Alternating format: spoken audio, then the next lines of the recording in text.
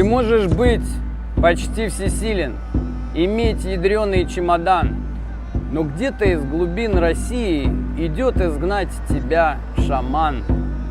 Ты строишь будущего планы, тебе покормствует Рамзан. Подумаешь еще, шаманы, но он идет к тебе, шаман. Путь от Якутии не близок, не мыт, не брит, и путь пуст карман. Смешно, но все ж, как некий призрак, он приближается, шаман. Ты окружен такой охраной, что круче всех иных охран. Но днем и ночью темной самой все приближается шаман. Ты не боишься оппозиции и гнева самых мощных стран. Да, целый мир тебя боится, но он идет шаман.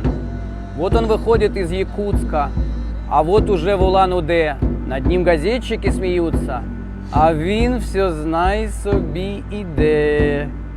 Ты в небе был и под водою врагов отправил в Магадан. Ты солнцелик, ты бесподобен, но все же он идет, шаман. Ты можешь спать с любой гимнасткой и целовать детей в живот. Почти что 20 лет у власти, но где-то там шаман идет. И ты, ворочаясь в постели под боком у своей мадам, не можешь ничего поделать, ведь где-то там идет шаман. Продумав вариантов тысячи, как справиться с такой бедой, даешь приказ. Шаман похищен, и все пройдет само собой.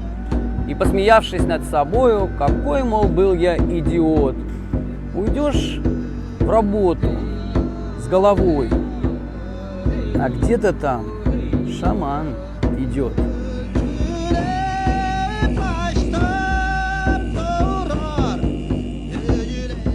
Я нахожусь около консульства, российского консульства в Нью-Йорке, но я хочу выразить протест в отношении абсолютно незаконного задержания, или даже, давайте скажем точнее, похищения человека. Это настоящий киднеппинг, который совершен в отношении вот этого Саши шамана, который, кроме всего прочего, кроме того, что он нормальный, адекватный человек, но он еще, кроме всего прочего, думает о судьбах России, о чем бы стоило бы подумать и людям в Кремле.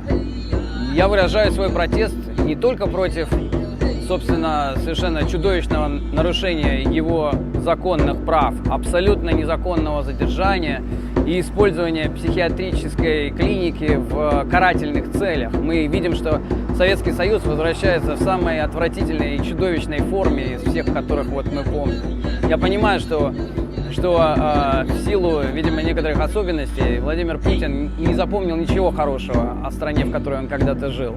И все, что он запомнил о ней, вот такого порядка.